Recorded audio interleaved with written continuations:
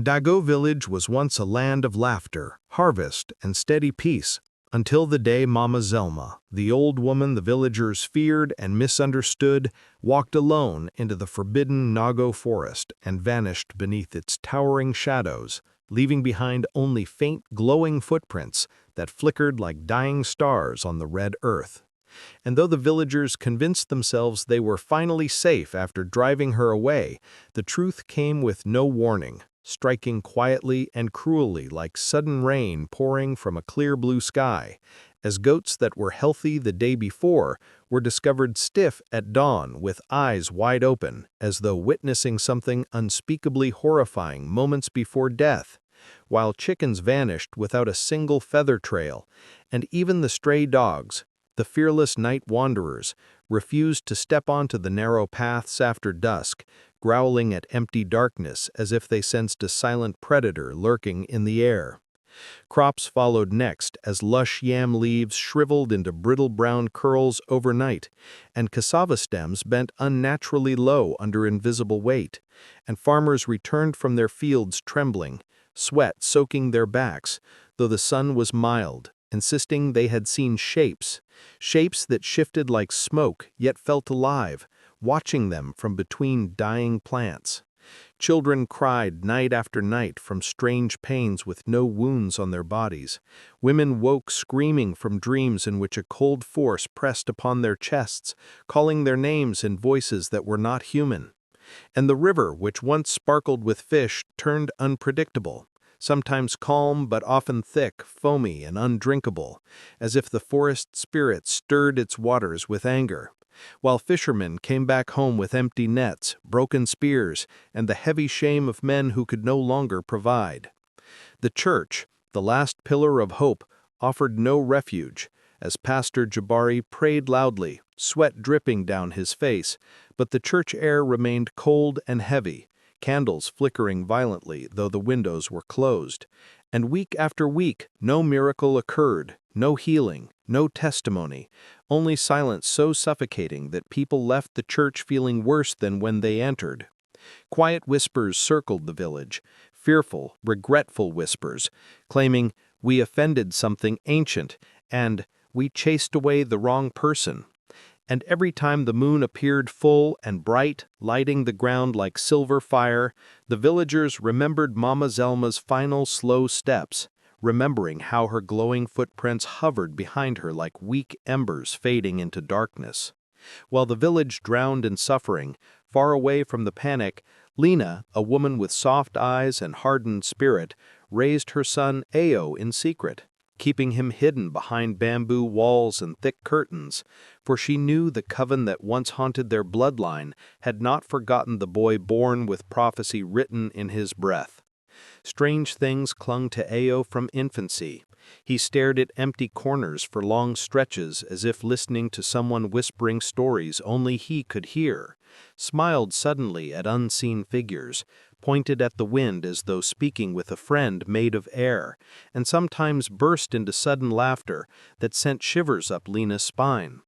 And when he turned 6, during a quiet evening prayer, he whispered "Amen," and the candle beside him ignited itself, the flame blooming without matches, without spark, as if summoned by the power in his breath. And Lina froze in terror, but Ao only stared, calm and curious, waving his small hand over the flame as if controlling its dance. With age, his strange abilities deepened. At 8, he told a woman to avoid the old fig tree on her way home, and that same evening the tree fell, crushing the exact spot where she usually walked. And at 10, he touched a dying goat behind their hut, whispered a prayer, and watched it rise instantly as though life leapt back into its bones. Lina became more fearful, refusing to let him play after sunset, barring visitors, never going to the marketplace, living always half-hidden, because she knew the coven that once haunted his father would one day return for the boy destined to end them. Meanwhile, deep inside the ancient hills where the coven gathered under towering black rocks, a new high priestess rose, Zarifa, younger, fiercer, and far more merciless than Mama Zelma had ever been, her eyes burning with cold ambition, and her voice sharp enough to command spirits older than human memory. She wasted no time unleashing her wrath on Ndago, sending shadow creatures made of smoke and beast, with glowing red eyes and long limbs that scraped the ground, creatures that perched on rooftops, whispering into windows, slithering through narrow paths, disappearing before frightened villagers could turn their heads. And men walking home felt invisible hands shoving them, while women heard whispers calling their names outside their windows at night.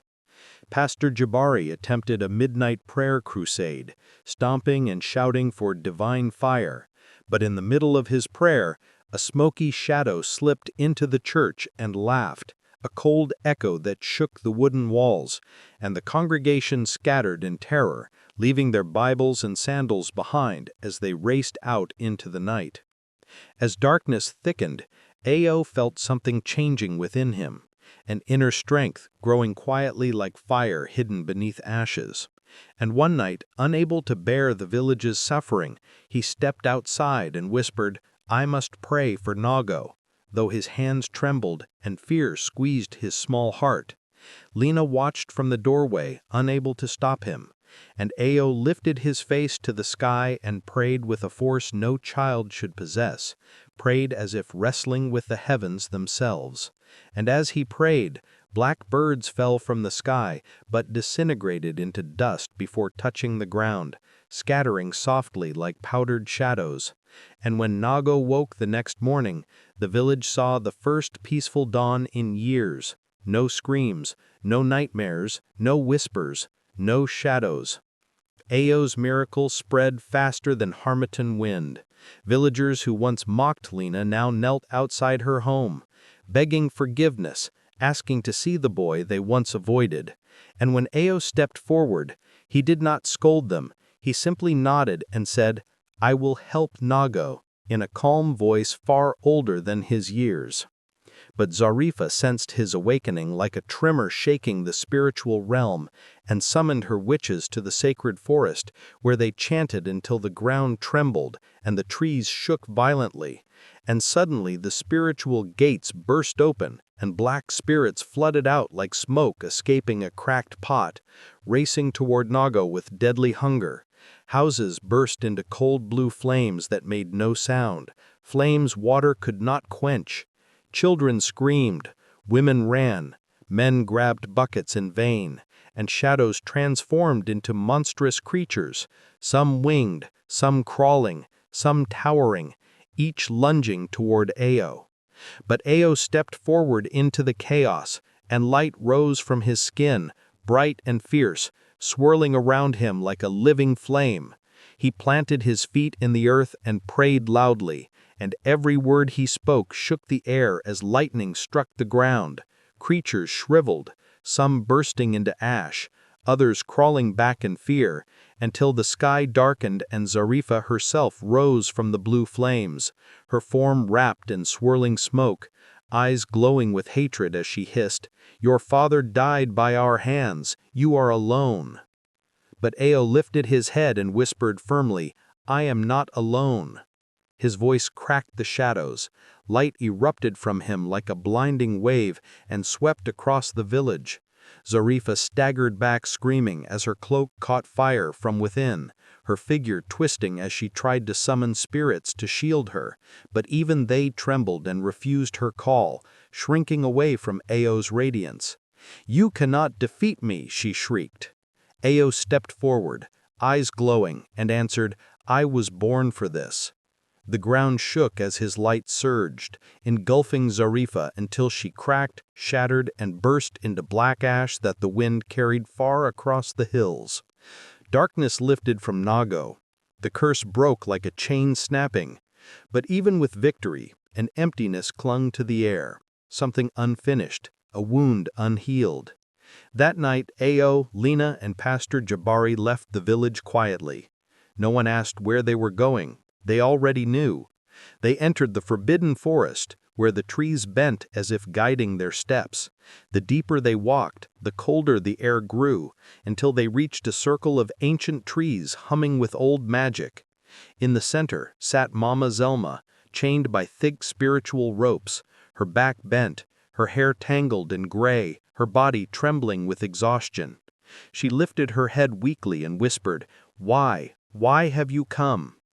Ao walked forward without fear, golden light gathering in his palms, and when he touched her shoulder, the chains melted like wax beneath flame. Mama Zelma stared at him with wide, tearful eyes and whispered, You survived!" her voice breaking as Lina knelt beside her crying, apologizing for the fear, the accusation, and for abandoning her. Ao lifted Mama Zelma gently into his arms, carrying her like a son carries a fragile grandmother, her body light as dust, her breath shallow but calm, as she leaned on him with trust for the first time in years. At sunrise they returned to Ndago, where villagers gathered in awe as Mama Zelma